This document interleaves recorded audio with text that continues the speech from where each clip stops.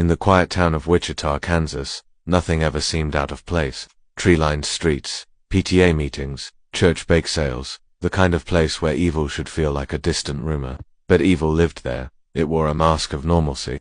It mowed the lawn on Sundays and led the congregation in prayer. It was Dennis Rader, husband, father, compliance officer, church president, and the BTK killer. Bind, torture, kill. That was his signature. That was his thrill. He wasn't just a serial killer. He was a narcissist with a god complex. He didn't want to get away with it. He wanted you to know he was smarter than you. He wanted you to fear the shadows, check your locks, and sleep with the lights on. His first known crime, 1974. The Otero family. He entered their home like a phantom, controlled. He bound each one, father, mother, to children, and snuffed them out slowly, taking pleasure in their fear. Then he walked out like he'd just gone grocery shopping.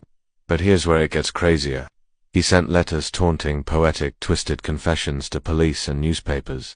He gave himself the nickname BTK. He wrote about projects calling his murders art. And then, like a ghost, he vanished.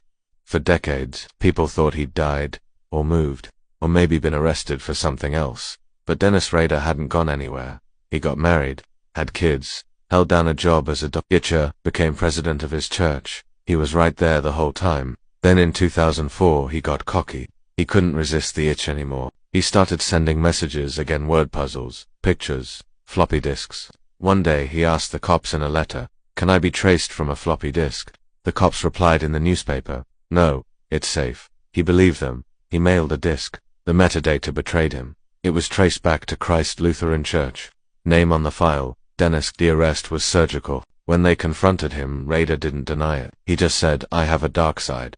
His house was a trophy room of nightmares. Drawings, photos, fake ID. He had planned more kills, even had coded timelines for them. And when he described each murder in court, cold, emotionless, like reading a shopping list, even the jury flinched. The twist: he would have never been caught if he hadn't wanted to be. He couldn't help himself. BTK wanted to be remembered. He wasn't just a killer.